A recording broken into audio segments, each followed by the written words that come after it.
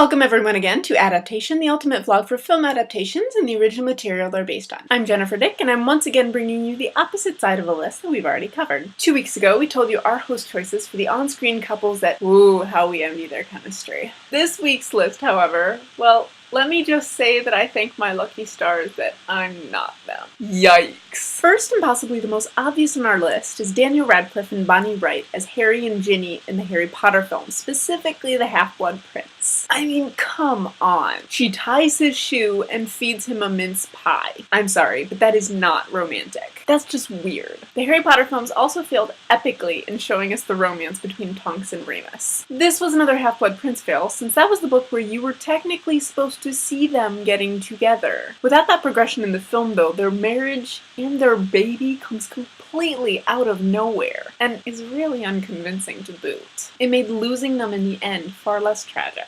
Major fail. The next two pairings on our list are also from a very popular series, Twilight. This is particularly bad considering that, unlike with Harry Potter, the romance in Twilight is supposed to be the main crux of the entire series. But we just honestly don't buy the chemistry between Edward and Bella. Some might argue that it's because Kristen Stewart and Robert Pattinson were dating in real life that we don't see their passion on film. A complex described in detail in Friends. But we saw with Jennifer Goodwin and Josh Dallas in our best couples list that this isn't really a valid point to make. And in the film, Bella and Edward just don't sparkle. I'm seriously ashamed of myself for that pun. The Twilight series also presents a problem in the chemistry between Alice and Jasper. Now, Alice is one of those characters that I genuinely still like, and in the books, her love for Jasper is emphasized several times in the way she goes out of her way to make sure he doesn't die, or even put himself in danger. But their romance in the films is just as painful to watch as the expression that's always on his face. He always looks constipated, and so is their chemistry. Moving on, the next couple on our list was Anakin and Padme in the Star Wars films, specifically episodes 2 and 3. Now, I don't know the source material, but I hope beyond hope that it's not as awkward as the films. The chemistry between Natalie Portman and V in V for Vendetta is stronger than that between Natalie Portman and Hayden Christensen, and that's just sad. V wears a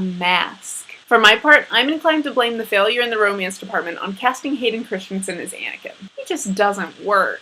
Let's see, we've covered fantasy, supernatural romance, action-adventure. What's next? Superheroes! And I've got 2 pairings for you here. First off, we have Tobey Maguire and Kirsten Dunst as Peter Parker and Mary Jane Watson in the Spider-Man trilogy by Sam Raimi. And yes, we admit their upside-down kiss is pretty iconic. But take that away, again, not buying the romance. Friendship, maybe, but honestly the sparks just don't flare enough for something more. Last on our list is another hero, and it's Lady Love with a big old question mark. Christian Bale and Katie Holmes as Bruce Wayne and Rachel Dawes in Batman Begins. Obviously, I only mentioned the first film in the Christopher Nolan Batman trilogy because, as we all know, Rachel was recast for the second film, and in the third film, well, she was dead. In this first film, again, the friendship is shown loud and clear. Childhood friends, separated when he left, reunited when he returns. But that leap from friends to love is too far a jump, even for Batman. So ends our list of unsatisfying romantic pairings. Agree or disagree? Let us know in the comments, and